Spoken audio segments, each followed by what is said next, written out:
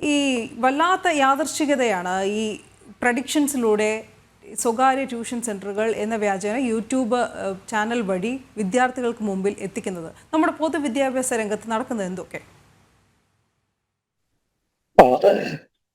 ഇപ്പൊ ഈ കഴിഞ്ഞ ക്രിസ്മസ് പരീക്ഷയുമായി ബന്ധപ്പെട്ട് SSLCയുടെ ഇംഗ്ലീഷ് ചോദ്യപേപ്പറും +1 പരീക്ഷയുടെ കണക്കിന്റെ ചോദ്യപേപ്പറും അതുമായി ബന്ധപ്പെട്ട് നടത്തിയ പ്രഡിക്ഷൻസ് എല്ലാവരെയും അത്ഭുതപ്പെടുത്തിയതാണ്.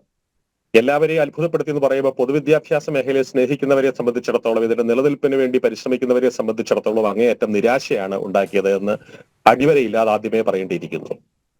വളരെ സത്യസന്ധമായും സുതാര്യമായും നടക്കേണ്ട പരീക്ഷകൾ ആവർത്തിച്ച് സംസ്ഥാനത്ത് അട്ടിമറിക്കപ്പെടുന്നു എന്നുള്ളത് ഈ മേഖലയുടെ നിലനിൽപ്പ് തന്നെ അപകടത്തിൽപ്പെടുത്തുമെന്നുള്ള ആശങ്ക എന്നെയും എന്റെ സംഘടനയെയും അതുപോലെ തന്നെ സമാന ചിന്താഗതിക്കാരെയും വല്ലാതെ അലട്ടുന്നുണ്ട്.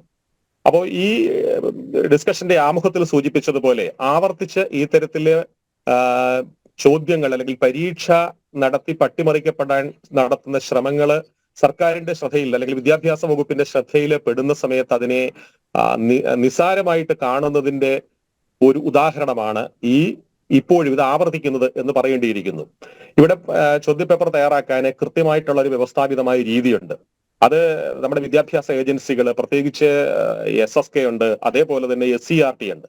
ഇപ്പോ +1 +2 പരീക്ഷകളുടെ ചോദ്യപേപ്പർ തയ്യാറാക്കാനുള്ള ഉത്തരവാദിത്വം SCERTക്കാണ്.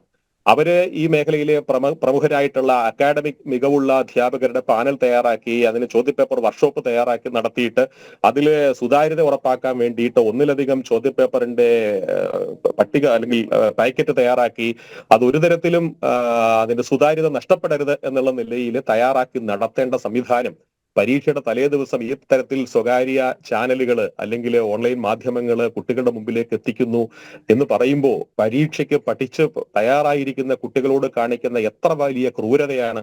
ആ ക്രൂരത ആവർത്തിക്കാൻ വിദ്യാഭ്യാസ വകുപ്പ് അവസരമൊരുക്കുന്നു അല്ലെങ്കിൽ ഇത്തരം തെറ്റുകൾ ആവർത്തിക്കപ്പെടാനുള്ള സാഹചര്യം സൃഷ്ടിക്കപ്പെടുന്നു എന്ന് പറയുന്നത് അതിലേറെ കുറ്റകരമായ ഒരു അനാസ്ഥയാണ് എന്നാണ് ദേശീയ അധ്യാപക പരിഷത്തിന് ആമുഖമായിട്ട് ഈ സമയത്ത് സൂചിപ്പിക്കാനുള്ളത്.